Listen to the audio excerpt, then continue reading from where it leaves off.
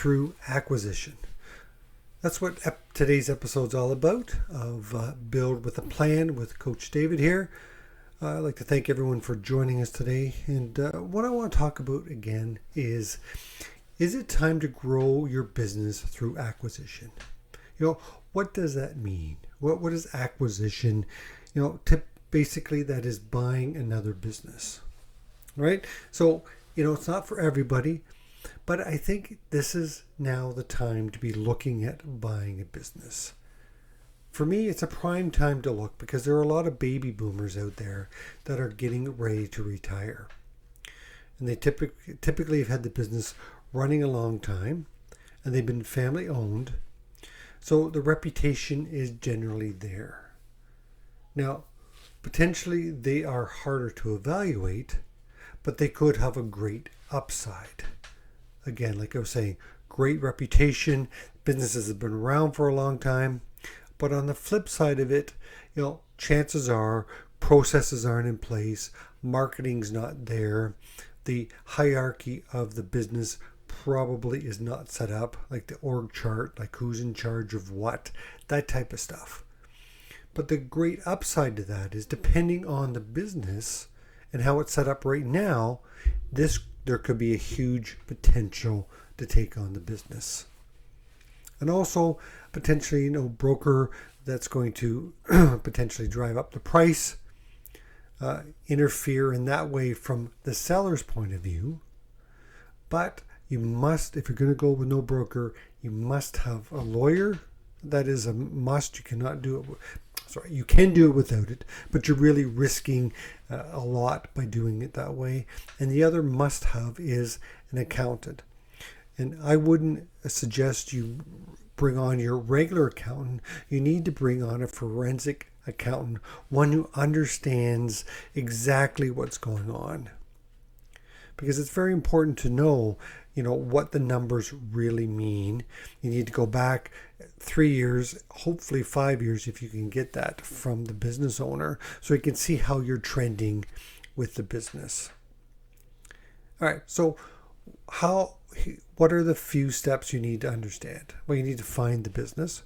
You need to evaluate its condition. You need to understand what the potential of the business is. Then you have to negotiate the purchase price.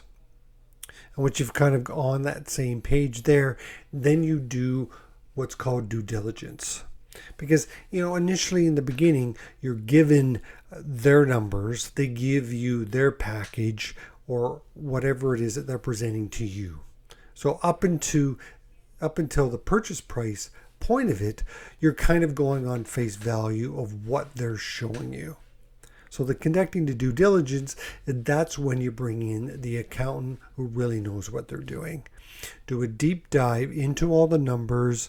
Contact the banks. I would contact suppliers and even some clients if necessary. But you want to make sure you understand where the business is at and where it's trending. And then once you've satisfied with the due diligence part of the process, now you have to look at securing financing. Now, is that something that you have already? Are you going to your bank? Are you going to an independent bank? How is that happening? And then after that, once you've figured out and secured the financing, then it's completing the transaction. And then the transformation from where the old ownership to the new ownership. That could be an easy transition depending on how you've set it up. Do you have the old owners on for 6 months? Sometimes it could be up to 2 years, depending on the size of the business, the complexity on which the owner is part of the business. Again, though, if they're a baby boomer and they want to get out of the business, if you can get 6 months out of it, you would be lucky. All right, so when you are looking at acquisition, what should you be looking at? Well, there are really, 4 different ways or different aspects that you can look at about growing through acquisition. You could look at acquiring a competitor of yours. Someone either smaller. Typically, if they're bigger, they might be a little bit harder to acquire. they might be looking to acquire to you, but maybe in that case, don't look at acquisition. Maybe you look at merging with that person or that business to grow together if the values and the vision align. But typically, if you're looking for competition, they're usually smaller than you or they're ready to get out of the business. You could be also looking at additional services that you're adding to what you are complementary services to what you're already providing, or products that you're already providing. You could also be looking at acquiring a supplier of yours, if that makes sense. Or you could be looking at doing something completely different and bringing in either a brand new product or service to your arsenal of products and services, or a completely different business because it makes sense from a cash flow point of view. Now, okay, you say, okay, that's great. Now I sort of have an idea of what I want to do. How do I find that business? Well, typically, there are three main ways to do that. The first is online directory. It's not completely. It's sorry. The online directory, is not a complete source of all the businesses that are for sale. These are the businesses that typically have a business broker. Maybe you could do some, Facebook or Kijiji. Sometimes people list businesses for sale on that, but the online directories are ones that are typically put on there by a business broker. So you know that you're going to be dealing with the broker, not the business owner. Okay? Or the second way of doing it is actually reaching out to a business broker who has a little bit better access to the directories that you can have access to, but they also can maybe have some people that they know that aren't on the directories. Or if there's a specific business that you want to go after, you can do direct contact method. You could reach out to your circle of influence and put it out that you're looking to acquire this type of business. If anyone knows of someone that is potentially looking to sell, then you have that direct contact. But the interesting thing here is that a lot of business owners, when they want to sell, they don't necessarily want their customers to know, or even their staff, because they want to make sure that everyone stays around and helps keep the business running the way that it should. Okay? But the key, in my opinion, to a good deal is understanding where the business is at. So I said, if you don't have a keen sense of numbers, make sure you have that accountant with you. But you should at least, if you're looking to acquire, you should at least have an understanding, a high-level understanding of profit loss and your balance sheet. You should be able to understand that to at least a high level. If you don't, then make sure that you have an accountant that is with you every step of the way. But once you understand where the business is at, that helps you understand the value, what value that business is for you to acquire. But then the flip side is knowing where you can take the business. Where is the potential in this business? Now, it could just be synergy for yourself. If you're buying a competition, you're obviously eliminating someone that's wanting a piece of the pie. You're acquiring new clients, but maybe they also have some proprietary product or service that you can acquire.